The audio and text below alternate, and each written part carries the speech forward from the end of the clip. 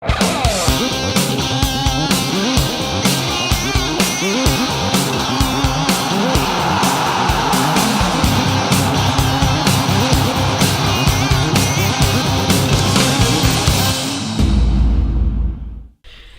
à tous dans ce nouveau numéro de Foot Elite Mag. Voici le sommaire de l'émission.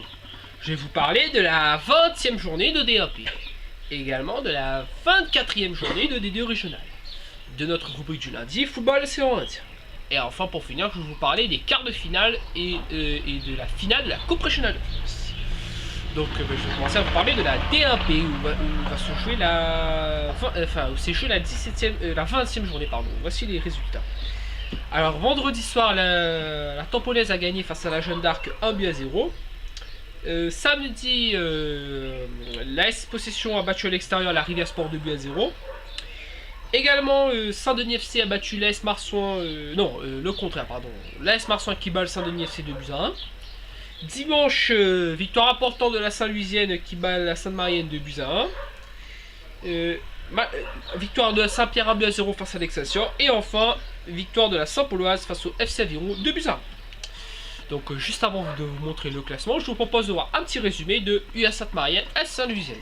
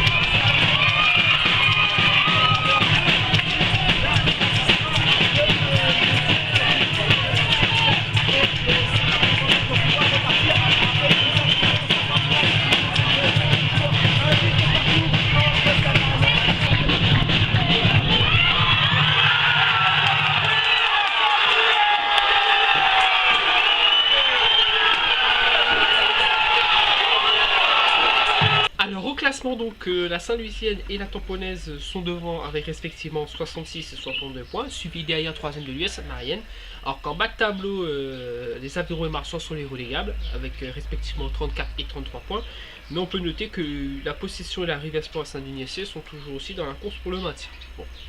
Pour le titre, il suffit que Saint-Louis gagne son prochain match pour être sacré champion, ou à moins d'un faux pas de la tamponnaise. Donc Saint-Louis pourrait être sacré champion pour la 6e fois de son histoire. En ce qui concerne le bas de tableau, la victoire des Vincent redonne un peu d'espoir à cette équipe, alors qu'on pensait quasi condamnée à la D2R. Elle a su réagir et battre le Saint-Denis-SC 2-1. Elle savait que dans le même temps, si elle ne battait pas le Saint-Denis-SC, ils étaient officiellement en D2R. Donc ce qui n'est pas le cas. Il faudra attendre encore 2 journées pour ça, encore 1 ou 2 journées pour savoir s'ils descendront en D2 régional. Bon, voilà en ce qui concerne donc pour la D1P. Allez, maintenant je vais passer à la D2 régionale où se jouait la 24e journée. Voici les résultats.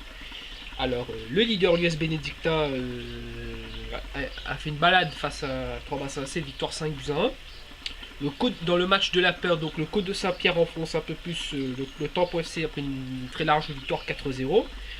Victoire importante de la Gauloise qui garde un peu espoir après avoir battu Fusil 2-1. Victoire de la Capricorne 1-0 face aux SDFA. Et enfin l'Éperon qui a assuré son maintien grâce à victoire 3-0 face à la Redoute. Au classement, donc, alors à noter quand même avant de donner le classement que Petite-Île, entre deux Petite-Île et Piton-Saint-Leu Bagatelle ont été reportés au 27 octobre.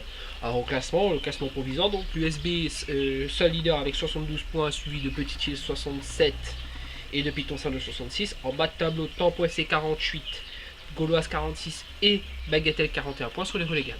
On peut noter que Petite-Île Piton-Saint-Leu joue cette semaine et un faux pas de Piton-Saint-Leu pourrait quasiment voir leur chance de monter s'amenuire. Tandis que le Côte Saint-Pierre, grâce à sa victoire, se donne un peu d'air, ce qui n'est pas le cas du défaut de Tempo SC qui se rapproche dangereusement de la jaune rouge. Pour Tempo SC est déjà relégable et c'est qu'il faudra aller cravacher pour aller chercher le maintien. En ce qui concerne la Gauloise garde un peu espoir et sait que maintenant il faudra aller gagner 2 matchs pour espérer rester en D2 régional. Alors en parlant pas pour Bagatelle qui sait que un mauvais résultat ce week-end les condamnerait en D2 départemental.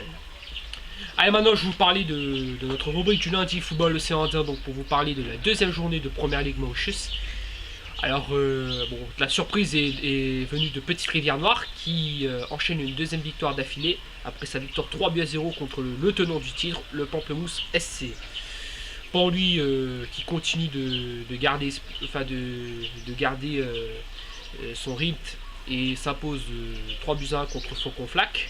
Match nul entre le Cercle de Joachim et Bolton City. Alors que Rivière des Remparts et Cœur-Pipe se quittent 2-2 sur le score de 0-0. Et Sahavan face à Vaqua Phoenix, match nul, 1 but partout. Au classement, Petite Rivière Noire, seul leader du championnat avec 6 points, suivi de Port-Louis 6 points. En bas de tableau, Faucon Flac et Pamplemousse sont relégables avec 0 points. Donc voilà ce qui concerne donc pour la rubrique football océan Indien.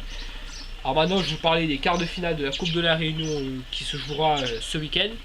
Alors, tout d'abord, ce week-end, samedi, il y aura Tamponnaise Saint-Lusienne, Tamponnaise Saint-Pierroise à Saint-Louis et Saint-Louis Saint-Denis à Saint-Paul.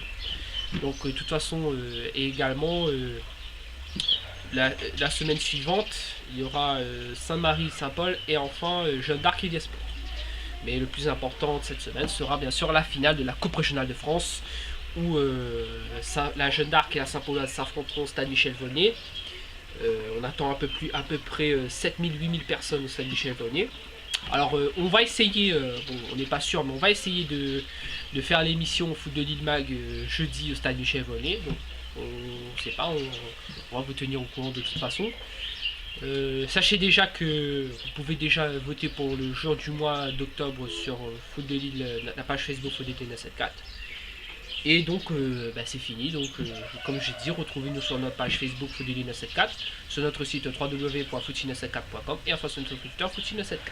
C'est la fin de l'émission, donc je vous retrouve jeudi pour un nouveau numéro de Foot de Lille Mag. Bonne semaine à tous et portez-vous bien. Ciao ciao.